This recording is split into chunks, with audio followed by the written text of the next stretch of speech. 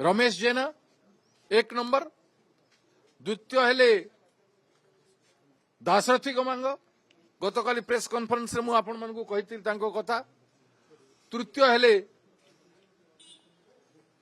Sophia झियो, मु भावुଥିଲି बहुत विद्वान से तार भविष्य को देखिबो। ए भीतर बहुत स्टेटमेंट देले मु इग्नोर कर देइथिली। एपर कि तांको कैफियत मगा देले से कैफियत को भी हम लाइमलाइट रो हटै देइथिलु नै तार भविष्य ऊपर आंच न आसु। गोटे सेकुलर पॉलिटिक्स करि आइछि। माइनॉरिटी कम्युनिटी रे ता भलिया व्यक्तित्व नाहंती।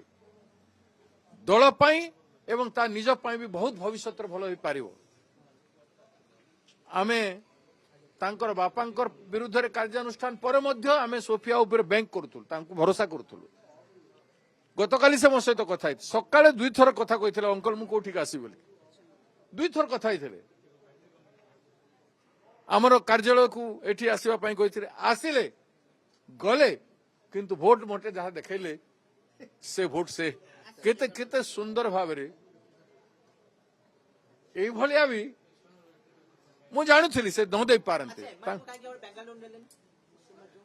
विधानसभा चली थला, आमर नेता तारा प्रसाद वाहिनी भी गले नहीं। विधानसभा रे कहिबा लोक भोकाल, सोफिया भी भोकाल थिला। तारा बाबू मोर बलिष्ठ नेता, तांकर देह भी असुस्थ अछि, नहीं कि तांको आर देह खराब करबार नहीं। कोन खाइबा पे रमेश जेना भी हाँ बोलते आम घर सामने आसी कथबार्ता है कि आपण मान को स्टेटमेंट देते तो सी तांकर भी मु जेते लोक कहते से रमेश जेना ए भूल करिवो मु केबे भाबी नथले।